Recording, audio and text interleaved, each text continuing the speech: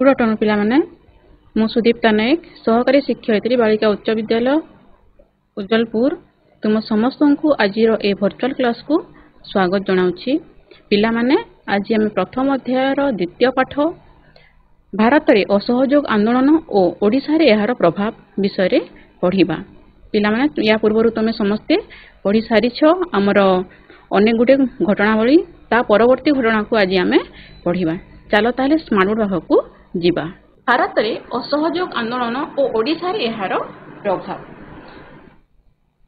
आज विषय वस्तु गुड़िक है खिलाफत आंदोलन, भारत शासन आईन 1919 बा मॉन्टेगू चेम्सफोर्ड संस्कार, हंटर कमिटी रिपोर्ट, असहयोग आंदोलन कार्यक्रम, चौरी चौरा घटना जहाँकि 5 फेब्रुआरी 1922 रे घटित होइथिला, तापरे असहयोग आंदोलन फलाफल एवं ओडिशा रे असहयोग आंदोलन प्रभाव विषय आज आम विशद भाव में आलोचना करिबा।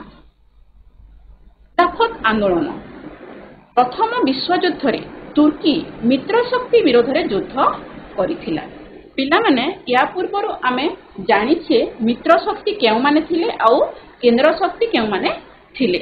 मित्र शक्ति रे हमर रहिथिले France, Serbia, Russia, England, Japan, चीन इत्यादि एवं केंद्र शक्ति रे हमर थिले जर्मनी, ऑस्ट्रिया, तुर्की, बुल्गारिया ए माने हेले हमर केंद्र शक्ति।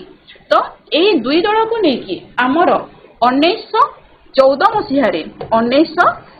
मसीह प्रथम विश्वयुद्ध संगठित हेथिला। हमर प्रथम विश्वयुद्ध रे ए दुई दल विशेष भाव में संपृक्त थे एवं सेमाने ही हमर तुर्की उपरे विशेषकर यार प्रभाव पड़िथिला। आ तुर्की पाई ही आम भारत रे अनेक गुड़े प्रभाव पड़िथिला जहाँकि असहयोग आंदोलन को धीरे धीरे आरंभ करिथिला एवं आगे नैथिला। देखिबा केमिति तुर्की सहित हमर संपर्क रहिछि। प्रथम विश्व जे तुर्की मित्र शक्ति विरोध रे युद्ध करिथिला, तो मित्र शक्ति से समय कोन करथिले तुर्की साम्राज्य को दुई भाग रे विभक्त करि दैथिले। तुर्कीर सुल्तान थिले मुसलमान मानक धर्मगुरु बा खलीफा, सेतेबेले तांको खलीफा कहा जाउथिला। तो सेई खलीफा थिले हमर तुर्कीर सुल्तान। खलीफा को सम्मान देखाई भारत में जो आंदोलन होइथिला ताहाको खिलाफत आंदोलन कहा जाए। तो सेई समय तुर्की जेतेले दुई भाग करिया तुर्की को सेई समय ही आम भारत रे तुर्की को समर्थन करिकी बा खलीफा को समर्थन करिकी आम पाखरे गोटे आंदोलन कराइथिला, जहार नेतृत्व नेथिले शौकत अली और मोहम्मद अली नामक दुई भाई। शौकत अली और मोहम्मद अली नामक दुई भाई, ए दुई भाई से खलीफा आंदोलन बा खिलाफत आंदोलन को से माने आगे नैथिले बा नेतृत्व देथिले। एहार परिचालन पई गठित कमिटी रे अली भ्रातृद्वय अबुल कलाम आजाद, हकीम हजमल खान और हसरत महानी सदस्य थिले। मौलाना अबुल कलाम आजाद तांकर मूल नाम हेउछि मोहिउद्दीन अहमद।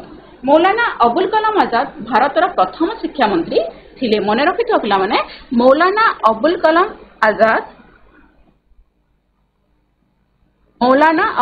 आजाद भारतर प्रथम शिक्षा मंत्री थिले।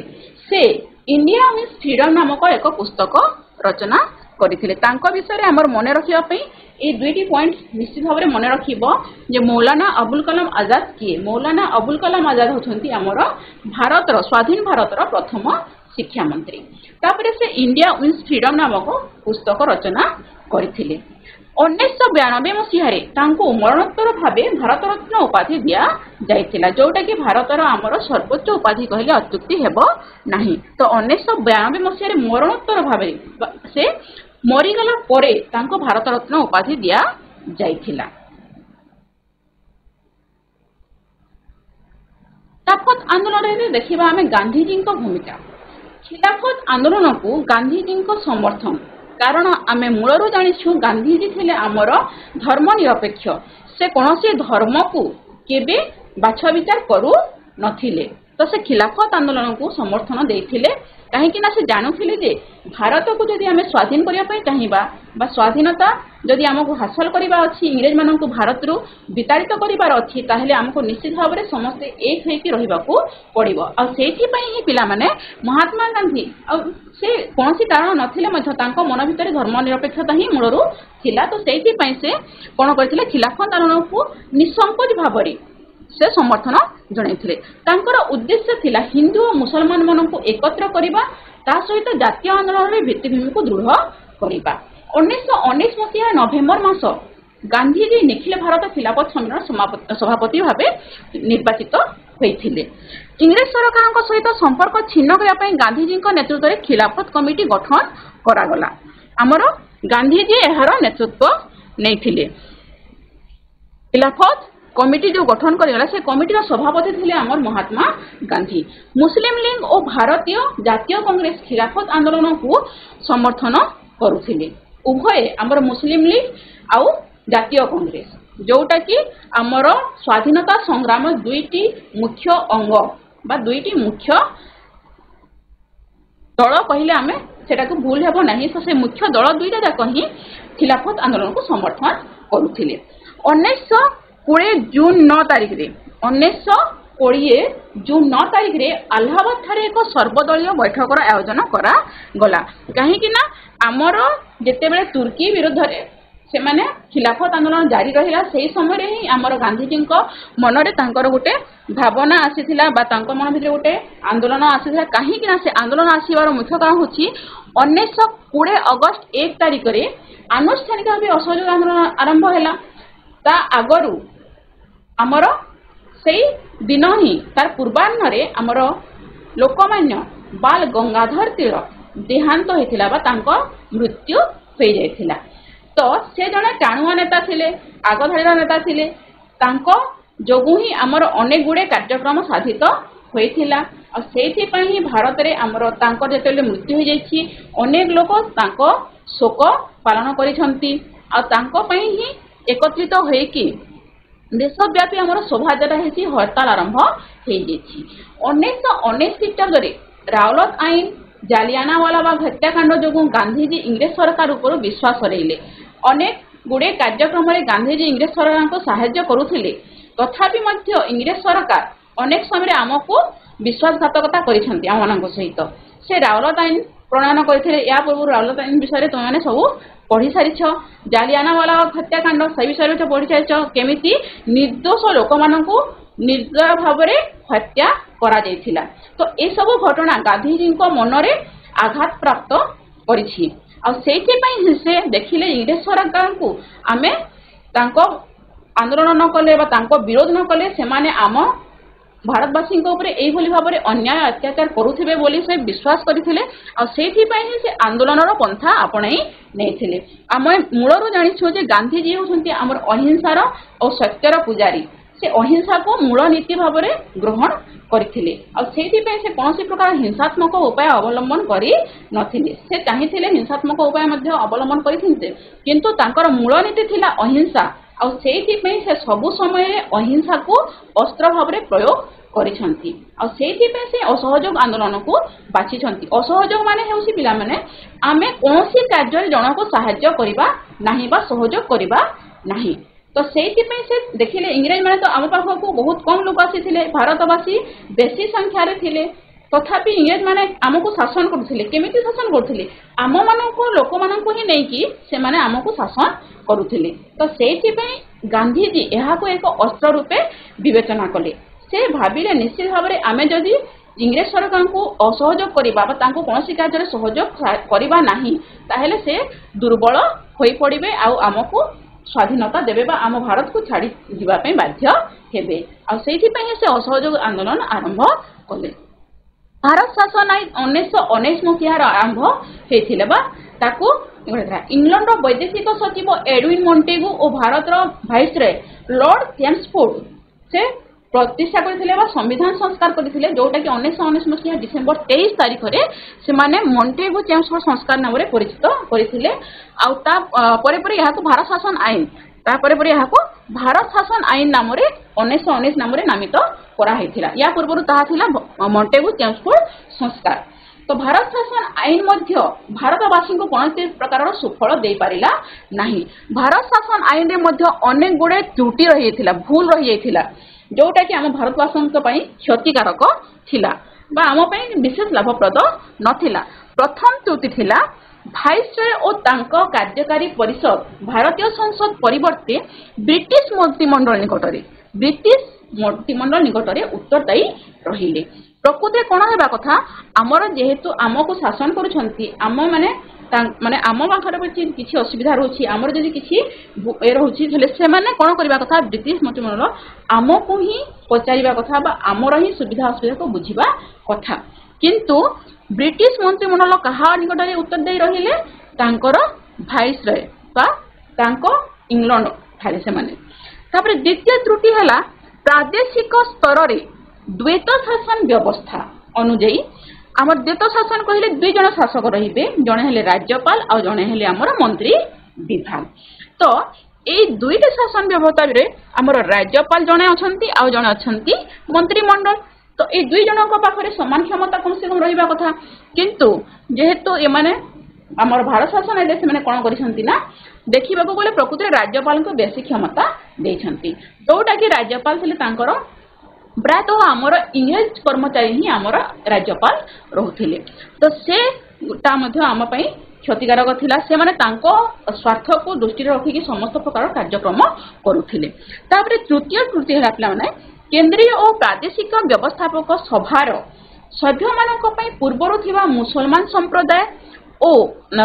संप्रदाय व्यतीत सिख और ख्रिस्टियान संप्रदाय भित्तिक निर्वाचन मंडली गठित हैला। से माने आमको भाग भाग करिके शासन करिया पई चाहुथिले। तो सेति कोन कहितला गोटे प्रकार निर्वाचन मंडली स्थिर न करिकी से माने कोन करथिले मुसलमान ख्रिस्टियान सिख हिंदू ए बोली भाबे अलगा अलगा करिकी से माने आमको भाग करुथिले। तांकर मूल नीति थिला डिवाइड एंड रूल। इंग्रेज माने आमे जानिछु महाचतुर जाति थिले। तो से माने कोन करथिले सब बेले आमको भाग करिके शासन किया पे चेष्टा करुथिले। से माने जानिछंती यूनिटी माने एकता ही बळ से माने जानिथिले। तो सेहि पे आमको से माने भाग भाग करि देले आराम रे शासन करि पाइबे एई धारणा रो से माने कोन करथिले डिवाइड एंड रूल करि दोथिले। आमको हिंदू मुसलमान ख्रिस्टियान एई बोली भाबरे भाग भाग करि दोथिले आ शासन करिया पे चेष्टा करुथिले। तो सेटा ही तांकर तृतीय त्रुटि थिला। तापर चतुर्थ त्रुटि हैला भोटदान अधिकार को अधिक संकुचित करागला। आमर जो भोट देवार अधिकार से माने देइथिले तो से अधिकार को मध्य से माने कोन कले आहुरी संकुचित करि देले। तापर आसी आमर Hunter committee report. Hunter committee report आसी 1919 अक्टोबर 14 तारिख रे 1919-14 रे लॉर्ड हंटरଙ୍କ द्वारा जालियानावाला बाग हत्याकांडर सरकारी तदंत पई एई कमिटी गठन करा जायथिला। जेहेतु भारतवासी माने चाहिले जे जालियानावाग वाला हत्याकांडर सरकारी तदंत हो, कहार भूल अछि कहार कोन अछि सेटा निश्चित भाव से माने जानिया पई चाहिए। तो सेहि पई से माने कोन कले गोटे सरकारी कमिटी गठन करले जहार हमर नेतृत्व नेथिले लॉर्ड हंटर। एही हंटर कमिटी जनरल डायरଙ୍କ कार्यकलाप को ब्रिटिश लॉर्ड सभा अनुमोदन करिथिला। से माने लॉर्ड डायरଙ୍କ कार्यकलाप को ठीक बोली दर्शाइथिले, जोटा कि से शह शह निर्दोष लोकन को मारी देथिले सेटा को से माने ठीक बोली दर्शाइथिले, जहा कि भारतीय माननको क्षुब्ध करिथिला बा भारतीयवासी माने एथिरे रागी जाइथिले। ब्रिटिश जनसाधारण जनरल डायरଙ୍କ पई 30,000 पाउंड संग्रहित करिथिले। से माने एही काम पई तांको पुरस्कार स्वरूप कहिपार पुरस्कार रूपे 30,000 पाउंड संग्रह करके तांको लेथिले। 1920 मसीहा सेप्टेम्बर 4 रु 9 तारिख पर्यंत कोलकाता ठारे कांग्रेस अधिवेशन रे गांधीजी को असहयोग आंदोलन प्रस्ताव गृहीत हैला। आमर या पूर्वरु आनुष्ठानिक भाव आरंभ होइथिला 1920 अगस्त 1 तारिख रे, किंतु 1920 मसीहा सेप्टेम्बर 4 रु 9 तारिख रे जो आमर कोलकाता ठारे कांग्रेस अधिवेशन हैला सेही अधिवेशन रे आमर असहयोग प्रस्ताव गृहीत होइथिला। सेही वर्ष डिसेंबर मासरे सेही वर्ष माने अर्थात 1920 डिसेंबर मासरे नागपुर अधिवेशन रे एहा को अनुमोदन करा जाई असहयोग आंदोलन को चालू रखिया पई निष्पत्ति निया गला। असहयोग आंदोलन कार्यक्रम जेहेतु निष्पत्ति नहीं निगला परवर्ती कार्यक्रम निश्चित भाव स्थिर कर तार हूँ मूल नीति है इंग्रेज अनुष्ठान और विदेशी द्रव्य वर्जन करवा इंग्रेज सरकार को अचल करदेवा कौन प्रकार कार्य साहाय्य करवा नहीं। आंदोलन कार्यक्रम है 1919 मसीहा भारत शासन आईन अनुजाई अनुष्ठित होगा निर्वाचन जो भोट थिला भोट दान प्रक्रिया थिला एवं सरकारी उत्सव जेकोसी भी सरकारी उत्सव होतिला ताकू वर्जन करिबा समस्त प्रकार सरकारी उपाधि जहाँ भी सरकार माने उपाधि दौले इंग्रेज सरकार आम भारतीय मान को बहुत गुड़ाए उपाधि दौले जमीती कि सार नाइट ये उपाधि गुड़ाक राय बहादुर ये उपाधि गुड़ाक से दौले खुशी करने आमर अधीनस्थ कर रखापी तो से उपाधि गुड़ाक से फेरस्त करने सरकार माने आमर भारतीय जनसाधारण बा भारतीय नेतृवृंद स्थिर करते आईनजीवी द्वारा विचारालय वर्जन जेतिकी भी आमर आईनजीवी थिले समस्त द्वारा विचारालय वर्जन करिवार निष्पत्ति निया गला छात्र मानक द्वारा सरकारी विद्यालय महाविद्यालय आदि को मध्य वर्जन करने पे निष्पत्ति निया गला आ अनेक गुडे छात्र ताकू वर्जन मध्य करथिले तापरे कोन करथिले विदेशी द्रव्य विदेश रु आसुथिबा बा इंग्लैंड रु आसुथि विशेष करके इंग्लैंड रु आसुथिबा समस्त द्रव्य को विदेशी लुगा विशेष करके लुगा आसुथिला जो लुगा की से माने आमठारु ही कंचामाल नै के तयारी करूथिले तो सेटा को मध्य से माने वर्जन करिया पे निष्पत्ति निया जायथिला। गठनमूलक कार्यक्रम कोन करा गला आमर खदी और ग्रामोद्योगर प्रसार करागला जोटा कि आम भारतीय मानकर मूल बा मौलिक वृत्ति कौलिक वृत्ति कहले अत्युक्ति हम ना सेटा को ही पुणी थे गांधीजी चाहिए जे आम आउ थे प्रतिष्ठा करवा तापर हिंदू और मुसलमान मध्य एकता सृष्टि करवा जोटा इंग्रेज मान एक धक्का हो पारे से माने आम जहा कि गोटे अस्त्र भाव में व्यवहार करुले इंग्रेज इंग्रेज माने मुसलमान और हिंदू मान को अलग अलग करके सुचारू रूपे शासन करने जो चेष्टा चलते सेटा गांधीजी ताकू भांगिया चाहिए एवं से एक हिंदू मुसलमान एकता को विशेष भाव में गुरुत्व दौले तापर अस्पृश्यता निराकरण भारतीय समाज रे आमर अस्पृश्यता होसी एक कलंक बा गोटे अंधविश्वास कुसंस्कार कहि पारबा तो सेही कुसंस्कार सेही अंधविश्वास को आमको दूर करिया पई निहाती जरूरी कहीं जदि आम अस्पृश्यता रहिबो आम छुआ अछुआ भेदभाव रहिबो ताहेले आम कहीं एक थी परिबा नहीं आउ एहार फायदा नहीं कि इंग्रेज माने आमको वर्ष वर्ष धरी शासन करि आसुथिले आउ करि आसुथिबे एई धारणा गांधीजी मन में थिला सेहि पई से चाहिए जे आम प्रकृति अस्पृश्यता को प्रथम निराकरण करबा को हेबो तापर जातीय शिक्षानुष्ठान स्थापन आगरो आम भारतीय मानकर जो थिला गुरुकुल व्यवस्था बा आमर जो टोल थिला मद्रासा थिला मक्तब थिला से गुड़ाक आगरू जो थिला से भलिया व्यवस्था को पुणी थे पुनरुद्धार करने से चेष्टा करथिले इंग्रेज माने आसिला परे से सब अनुष्ठान गुड़िक प्रायतः बंद कर देथिले से माने आमर शिक्षा व्यवस्था को मध्य ध्वंस कर देथिले तो असहयोग आंदोलन प्रसार आमर केउ भली भाव में हेथिला गांधीजी डाकरा मोतीलाल नेहरू चित्तरंजन दास परी ख्यातनाम बारिष्ठर आईन व्यवसाय त्याग कले मोतीलाल नेहरू होछंती आमर जवाहरलाल नेहरूंकर बापा तो से माने गोटे गोटे विशिष्ट वकील थिले से समय तो से माने ही प्रथमे कोन करथिले वकीलाती व्यवसाय छाड़ी देथिले तापरे आमर चक्रवर्ती राजगोपालचारी वल्लभ भाई पटेल जवाहरलाल नेहरू सुभाष चंद्र बोस गोपबंधु दास आदि मध्य आंदोलन रे जोग देथिले असहयोग आंदोलन प्रसार तिलक स्वराज पांठी 1 कोटी टंका जमा हो गला तिलक स्वराज पांठी कौन होता आम जिते बाल गंगाधर तिलक मृत्युवरण कले स्मृति उद्देश्य तिलक स्वराज पांठी कही गोटे पांठी गठन करा जाइथिला सेही पांठी रे आमर कौन करा ना टंका आमर जमा करा कौन पाई से टंका एथि जमा करा जे से टंका जमा हेले आमर आंदोलन रे से काम आसीबो आ सेथि पई ही समस्ते अकुंठ भाव में महात्मा गांधी आह्वान रे समस्ते जहाँ पाखरे थाउ न थाउ प्राय समस्ते सेथिरे टंका देवा पई राजी हे जाउथिले आ एई भली भाव में से समय रे आज को 80 वर्ष 100 वर्ष तले थिला 1 कोटी टंका जमा हेथिला माने केते परिमाण टंका जमा हेथिला अनुमान करो सत्याग्रही माने वेल्स युवराज एडवार्ड अष्टम वेल्स युवराज हेले इंग्लैंड रो जो युवराज रोहुथिले बा भाभी राजा जे रोहुथिले तांको वेल्स कही गोटे उपाधि दिया जाउथिला सेमानंकु तो से समय रे हमर एडवार्ड अष्टम थिले वेल्स युवराज से भारत परिदर्शन पर आसुथिले आ सेटा ही हमर महात्मा गांधी ताकू बासंद करथिले आमे तांकू केही स्वागत करिबा नाही तांकू केही कोनसी प्रकार अभिनंदन जणाइबा नाही एटा से माने आरंभରୁ ହିଁ ସ୍ଥିର କରି ନେଇଥିଲେ। ତାପରେ ଅସହଯୋଗ ଆନ୍ଦୋଳନକୁ ଦମନ କରିବା ପାଇଁ ବହୁ ବିଶିଷ୍ଟ ବ୍ୟକ୍ତିଙ୍କୁ କାରାଦଣ୍ଡରେ ଦଣ୍ଡିତ କରାଗଲା। ଇଂରେଜ ମାନେ ଦେଖିଲେ ଯେ ଅସହଯୋଗ ଆନ୍ଦୋଳନ ଦ୍ୱାରା ସେମାନେ ଭାରତର ଯୋଉ ଥିଲା ଶାସନକର୍ତ୍ତା ଭାବରେ ଯୋଉ ଆରାମରେ ଶାସନ କରୁଥିଲେ ସେଇଟା ଧୀରେ ଧୀରେ ତାଙ୍କୁ ବାଧାପ୍ରାପ୍ତ ହେଲା। ତ ସେଇଥିପାଇଁ ସେମାନେ ଚେଷ୍ଟା କଲେ ଯେ ଏଇ ଆନ୍ଦୋଳନକୁ କିଭଳି ଭାବରେ ଦମନ କରାଯାଇପାରିବ। ଆଉ ସେଇଥିପାଇଁ ସେମାନେ କ'ଣ କଲେ, ବହୁ ବିଶିଷ୍ଟ ବ୍ୟକ୍ତି ଯୋଉମାନେ ନେତୃତ୍ୱ ନେଉଥିଲେ ଅସହଯୋଗ ଆନ୍ଦୋଳନର ସେମାନଙ୍କୁ ସେମାନେ କ'ଣ କରିଛନ୍ତି, କାରାଦଣ୍ଡରେ ଦଣ୍ଡିତ କରିଛନ୍ତି ବା ବିନା ବିଚାରରେ ତାଙ୍କୁ ଜେଲରେ ନେଇକି ରଖିଦେଇଛନ୍ତି। ଆଉ ସେଇଥିପାଇଁ ହିଁ 1922 ଫେବୃଆରୀ 1 ତାରିଖରେ ଗାନ୍ଧୀଜୀ ଇଂରେଜ ସରକାରଙ୍କୁ ଚେତାବନୀ ଦେଲେ ଯେ 7 ଦିନ ମଧ୍ୟରେ ସମସ୍ତ ରାଜନୈତିକ ବନ୍ଦୀଙ୍କୁ ମୁକ୍ତ ନ କଲେ ଓ ସମ୍ବାଦପତ୍ରକୁ ପୂର୍ଣ୍ଣ ସ୍ୱାଧୀନତା ନ ଦେଲେ ସେ ଆଇନ ଅମାନ୍ୟ ଆନ୍ଦୋଳନ କରିବେ। ମହାତ୍ମା ଗାନ୍ଧୀ ସେ ଇଂରେଜ ସରକାରଙ୍କୁ ଚରମ ବାଣୀ ଶୁଣାଇ ଦେଲେ ଯେ ଯଦି ବନ୍ଦୀମାନଙ୍କୁ ସେମାନେ ମୁକ୍ତ ନ କରନ୍ତି ଆଉ ସମ୍ବାଦପତ୍ରକୁ ପୂର୍ଣ୍ଣ ସ୍ୱାଧୀନତା ନ ଦିଅନ୍ତି ତାହେଲେ ସେ ଆଇନ ଅମାନ୍ୟ ଆନ୍ଦୋଳନ କରିବେ 7 ଦିନ ମଧ୍ୟରେ। କିନ୍ତୁ ଦୁର୍ଭାଗ୍ୟପୂର୍ଣ୍ଣ ଭାବରେ 1922 ଫେବୃଆରୀ 5 ତାରିଖରେ ଫେବୃଆରୀ 1 ତାରିଖରେ ସେ ଚରମବାଣୀ ଶୁଣାଇଛନ୍ତି।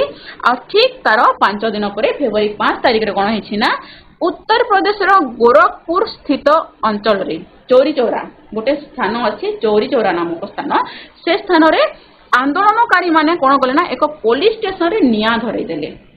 ଯୋଉଟା କି ପ୍ରାୟ 22 ଜଣ ଲୋକ, ସେଠାରେ 22 ଜଣ ପୋଲିସ କର୍ମଚାରୀ କାର୍ଯ୍ୟରତ ଥିଲେ ଓ ସେମାନେ ଜୀବନ୍ତ ଦଗ୍ଧ ହୋଇଯାଇଥିଲେ। ବଞ୍ଚି ଥାଉ ସେମାନେ ନିଆଁରେ ପୋଡ଼ି ହେଇକି ମରି ଯାଇଥିଲେ। ଯୋଉଟା କି ଆମର ମହାତ୍ମା ଗାନ୍ଧୀଙ୍କୁ ବିଶେଷ ଭାବରେ ମର୍ମାହତ କରିଥିଲା। ମହାତ୍ମା ଗାନ୍ଧୀ ଅନୁଭବ କରିଥିଲେ ଯେ ଭାରତୀୟ ମାନେ ଆଜି ପର୍ଯ୍ୟନ୍ତ ବା ଏପର୍ଯ୍ୟନ୍ତ ଅହିଂସା ଭାବରେ କାର୍ଯ୍ୟ କରିବା ପାଇଁ ପ୍ରସ୍ତୁତ ହୋଇ ନାହାନ୍ତି। ସେଇଥିପାଇଁ ସେ ବହୁତ ଦୁଃଖିତ ହେଇଥିଲେ। ଆଉ ତାଙ୍କର ମୂଳନୀତିକୁ ଯେହେତୁ ଆଘାତପ୍ରାପ୍ତ କରିଥିଲା ଏ ଘଟଣା, ସେଥିପାଇଁ ସେ କ'ଣ କଲେ, 1922 ଫେବୃଆରୀ 12ରେ ବର୍ଦୋଲି ଠାରେ କଂଗ୍ରେସର ଏକ ଅଧିବେଶନ ବସିଥିଲା। ଆଉ ସେଇ ଅଧିବେଶନରେ ସେ ଏହାକୁ ସ୍ଥଗିତ ରଖିଥିଲେ ବା ଅସହଯୋଗ ଆନ୍ଦୋଳନକୁ ବନ୍ଦ କରି ଦେଇଥିଲେ। ଅସହଯୋଗ ଆନ୍ଦୋଳନର ଫଳାଫଳ, ଯଦିଓ ଅସହଯୋଗ ଆନ୍ଦୋଳନ ଆମର 1922 ଫେବୃଆରୀ 5 ପରେ ବନ୍ଦ ହୋଇଯାଇଥିଲା, ଗାନ୍ଧୀଜୀଙ୍କ ନେତୃତ୍ୱରେ ତାହା ସୁଦୂର ପ୍ରସାରୀ ହୋଇଥିଲା ବା ସମସ୍ତ ଭାରତ ବର୍ଷକୁ ବ୍ୟାପି ଯାଇଥିଲା। ମାନେ ୟା ପୂର୍ବରୁ ଆମର କୌଣସି ଆନ୍ଦୋଳନ ଏତେ ଭାବରେ ବିସ୍ତୃତ ହୋଇ ନଥିଲା, କିନ୍ତୁ ଅସହଯୋଗ ଆନ୍ଦୋଳନ ସମଗ୍ର ଭାରତକୁ ବ୍ୟାପି ଯାଇଥିଲା। ଗାନ୍ଧୀଜୀଙ୍କୁ 1922 ମାର୍ଚ୍ଚ 10 ତାରିଖରେ ଗିରଫ କରାଯାଇ 6 ବର୍ଷ ଜେଲ ଦଣ୍ଡ ଦିଆଗଲା। 1922 ମାର୍ଚ୍ଚ 10 ତାରିଖରେ ଗିରଫ କରାଯାଇଥିଲା ଆଉ ସେ 6 ବର୍ଷ ପାଇଁ ଜେଲ ଦଣ୍ଡ ପାଇଥିଲେ। ତୁର୍କୀର ମୁସ୍ତାଫା କମାଲ ପାଶାଙ୍କ ନେତୃତ୍ୱରେ ସାଧାରଣତନ୍ତ୍ର ପ୍ରତିଷ୍ଠା ହେଲା। 1922 ମସିହାରେ ତୁର୍କୀରେ କାହା ନେତୃତ୍ୱରେ, ମୁସ୍ତାଫା କମାଲ ପାଶାଙ୍କ ନେତୃତ୍ୱରେ ସାଧାରଣତନ୍ତ୍ର ପ୍ରତିଷ୍ଠା ହେଲା। ୟା ପୂର୍ବରୁ ସେଠାରେ ଖଲିଫା ଶାସନ ଚାଲୁଥିଲା। ତ ଖଲିଫା ବ୍ୟବସ୍ଥାର ମଧ୍ୟ ଉଚ୍ଛେଦ ହେଇଗଲା କେବେ, 1922 ମସିହାରେ। ଏହି ଆନ୍ଦୋଳନ ଭବିଷ୍ୟତ ବିପ୍ଳବ ପାଇଁ ଭାରତବାସୀଙ୍କୁ ଉତ୍ସାହିତ କରିଥିଲା।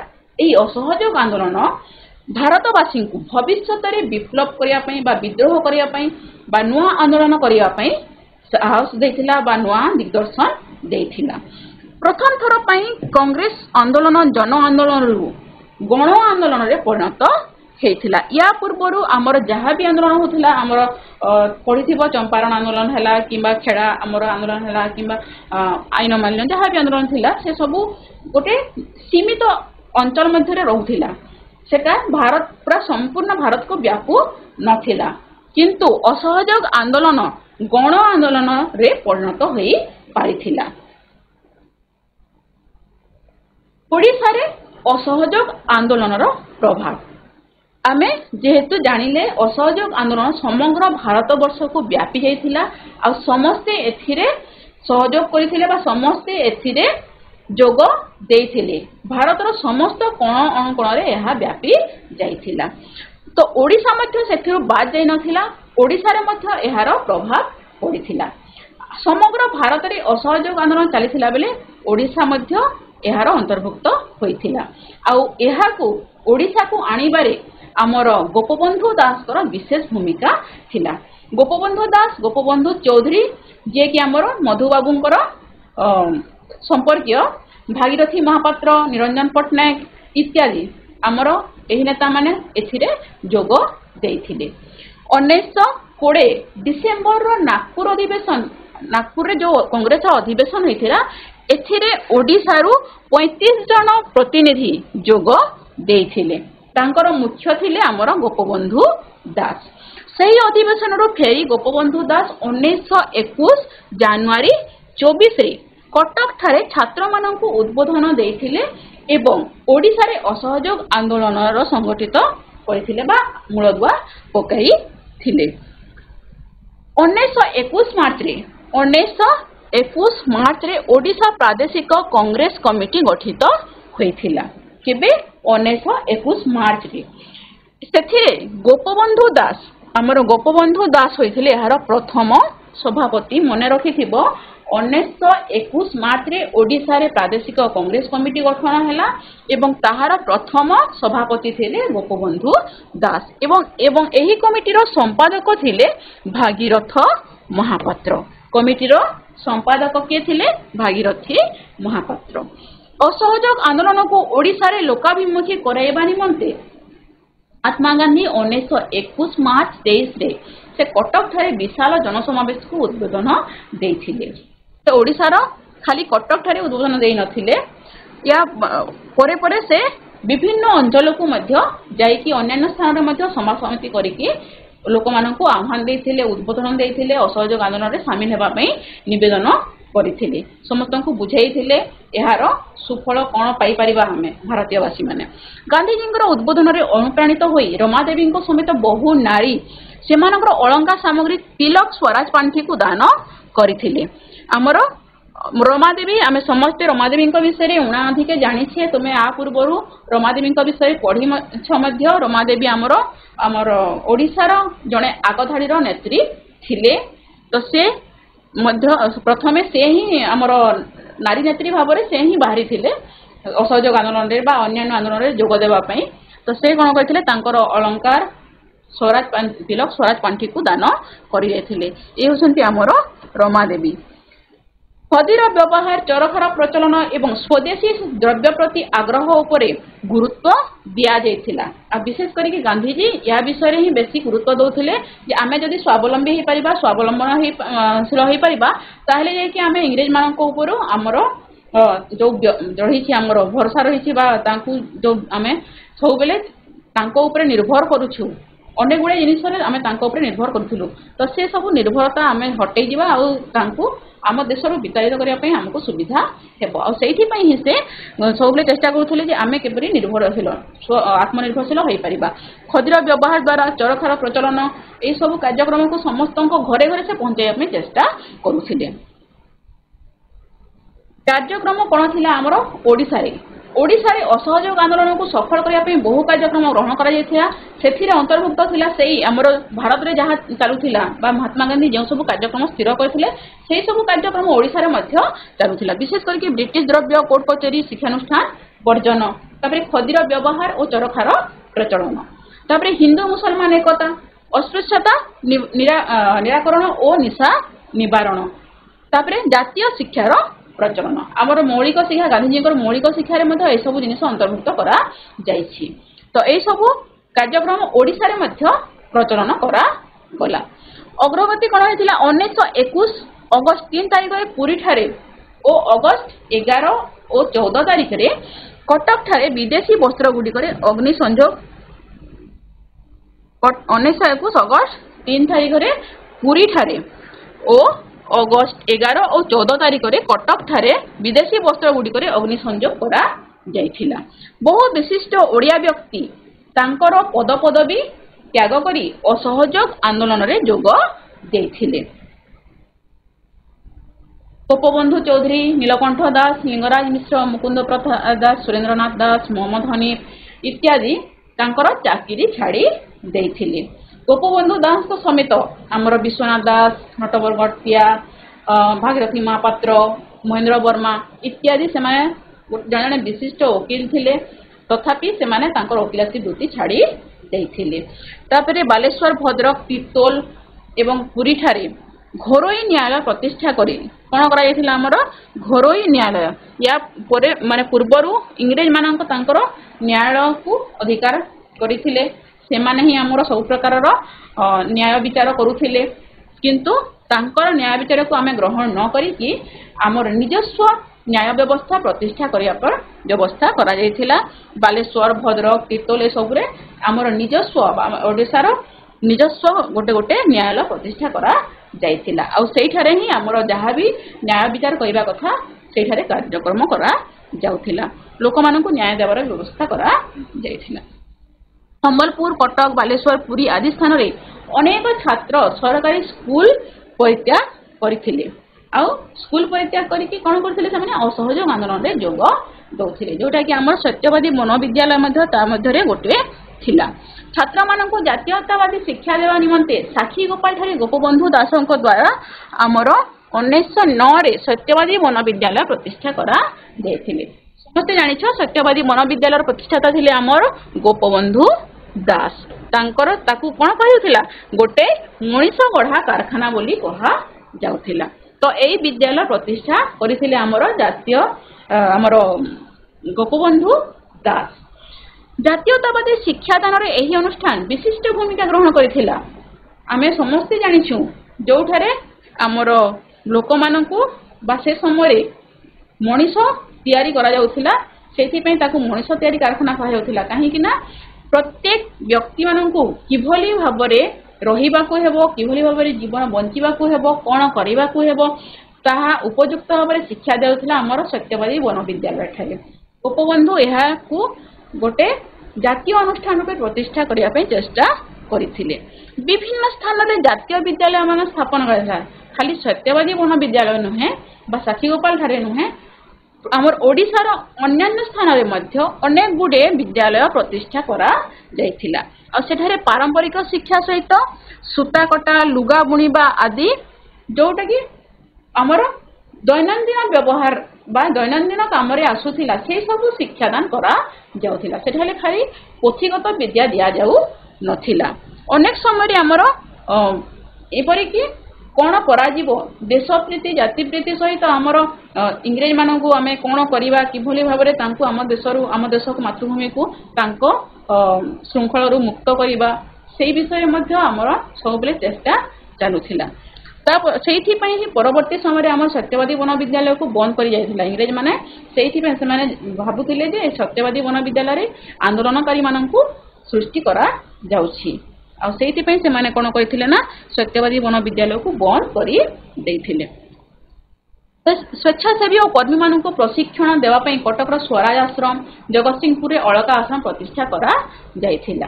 कटक रे छात्र मान द्वारा स्वराज सेवक संघ गठित होइथिला। आंदोलन मुख्य कार्यक्रम सब होउछि हमर एई आश्रम गुडी प्रतिष्ठा और आश्रम मान साहाय्य रे ही हमर विभिन्न प्रकार संग्रामी माने सब कार्यक्रम करुथिले। बालेश्वर रे हरिकृष्ण महताଙ୍କ नेतृत्व रे प्रतिष्ठित स्वराज मंदिर असहयोग आंदोलन कार्यक्रम गुडी को कार्यकारी करिवा पई उद्यम करुथिला। एही अनुष्ठान तरफरु स्वराज समाचार नामक पत्रिका प्रकाशित। स्वराज समाचार कहा द्वारा केउ अनुष्ठान द्वारा प्रतिष्ठित होथिला स्वराज मंदिर द्वारा स्वराज समाचार नामक पत्रिका प्रकाशित करा जाउथिला। आ स्वराज मंदिर रो हमर प्रतिष्ठाता होछंती हरिकृष्ण महताब। गोपबंधु दास द्वारा प्रतिष्ठित संवाद पत्र समाज जातीय चेतना सृष्टि करिवारे प्रमुख भूमिका ग्रहण करिथिला। समाज को पिला माने तमे समस्ते अति भलो भाबरे जानिछ। समाज देखि परथिबो तमे समाज रा हमर प्रत्येक घरे घरे परिचित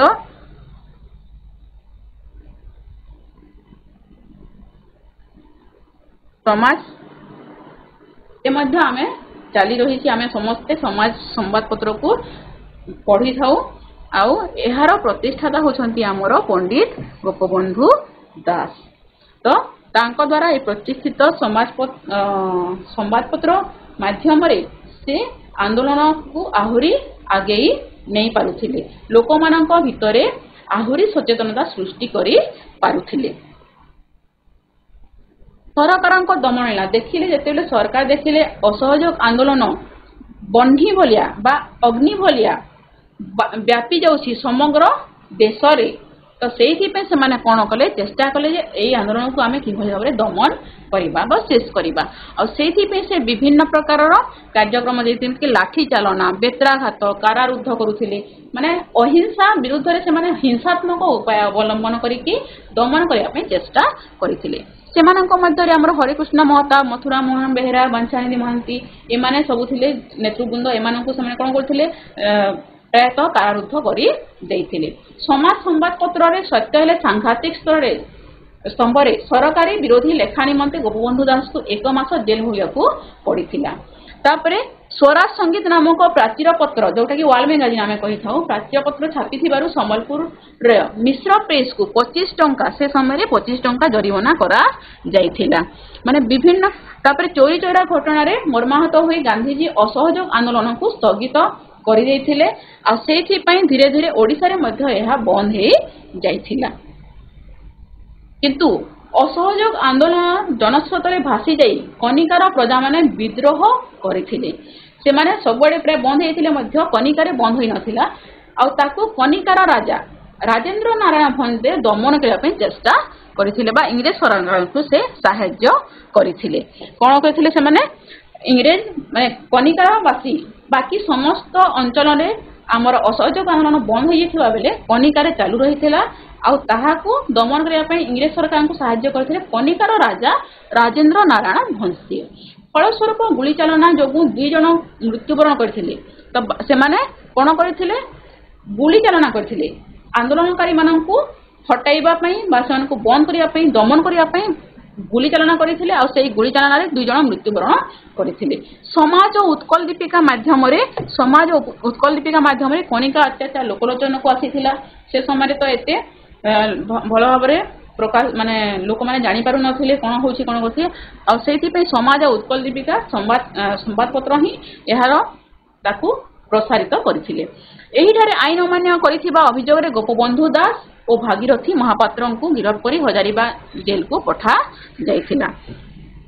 असहयोग आंदोलन वार्ता ओडिशा कोण अनुकोण रे प्रतिफलित होइथिला। महात्मा गांधी स्वाधीनता संग्राम को लोकाभिमुखी कराई एथिरे नैतिकता और निष्ठापरतार बीज बपन करिथिले बा एथिरे आमर नैतिकता आ निष्ठापरता शिखाई थिले। तो एडा होछि आमर असहयोग आंदोलन आउ ओडिसा रे ताहार प्रभाव। पिला माने आजिरो जो शिक्षादान करागला ताहा तुमे केते भल भाव में बुझी पारिछ बा केते जानि पारिलो ताकू आमे टिके परीक्षा करिनेबा आ सेथि पई ए प्रश्नावली कार्यक्रम। स्वाधीन भारतर प्रथम शिक्षा मंत्री किए थिले? मौलाना Abul Kalam Azad. Maulana Abul Kalam Azad. Very good. Abul Kalam Azad. Azad very good very good. Maulana Abul Kalam आजाद। निखिल भारत खिलाफत सम्मेलन सभापति किए थिले? भारत खिलाफत सम्मेलन सभापति किए थिले? Mahatma Gandhi. Mahatma Gandhi very good. Mahatma Gandhi. Hunter committee केबे गठन होइथिला? हंटर कमिटी केबे गठन? October 14 October 14 1919 October 14। Very good very good 14 very good. Chauri Chaura घटना केबे होइथिला? 1922 फेब्रुआरी 5। 1922 फेब्रुआरी 5। वेरी गुड शाबाश। इंडिया मीन्स फ्रीडम पुस्तक रचयिता किए? क्या मीन्स फ्रीडम? मौलाना आजाद। अबुल कलाम आजाद जे कि हमर प्रथम शिक्षा मंत्री मध्य थिले नै कि जे कि हमर प्रथम शिक्षा मंत्री मध्य हेथिले। खलीफा व्यवस्था केबे उच्छेद हैला? खलीफा व्यवस्था केबे उच्छेद हैला? 1922 मसिया। 1922 मसिया रे 1922 मसिया। Very good very good. केबे असहयोग आंदोलन आनुष्ठानिक भाबे आरंभ होइथिला?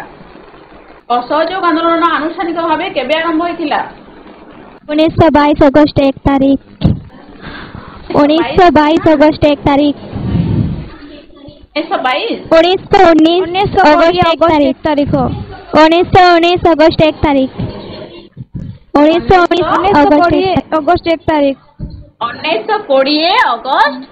1920 अगस्त 1 तारीख है कि 1920 जो दिन कि आमर लोकमान्य बाल गंगाधर तिलक देहांत बा मृत्यु होइथिला से दिन ही आमर असहयोग आंदोलन आनुष्ठानिक भाव में आरंभ होइथिला केउठारे कांग्रेस कार्यकारिणी कमिटी असहयोग आंदोलन स्थगित घोषणा अनुमोदन करिथिला ऑप्शन ख बरदोली ऑप्शन बरदोली ठारे वेरी गुड और बरदोली ठारे ही आमर असहयोग आंदोलन को स्थगित करा जाइथिला केउ अनुष्ठान स्वराज्य समाचार पत्रिका प्रकाश करुथिला ऑप्शन ख स्वराज आश्रम राज्य समाचार ऑप्शन ख स्वराज आश्रम ऑप्शन ख स्वराज आश्रम नहीं ख नुहे ऑप्शन ग स्वराज सेवक संघ नहीं ग भी नुहे स्वराज मंदिर हमर हरे कृष्ण महताब जोटा प्रतिष्ठा करथिले स्वराज मंदिर सेठारु ही हमर स्वराज्य समाचार प्रकाश पाउथिला समाज संवाद पत्र प्रतिष्ठाता किए एटा तो समस्त जानिबा कथा समाज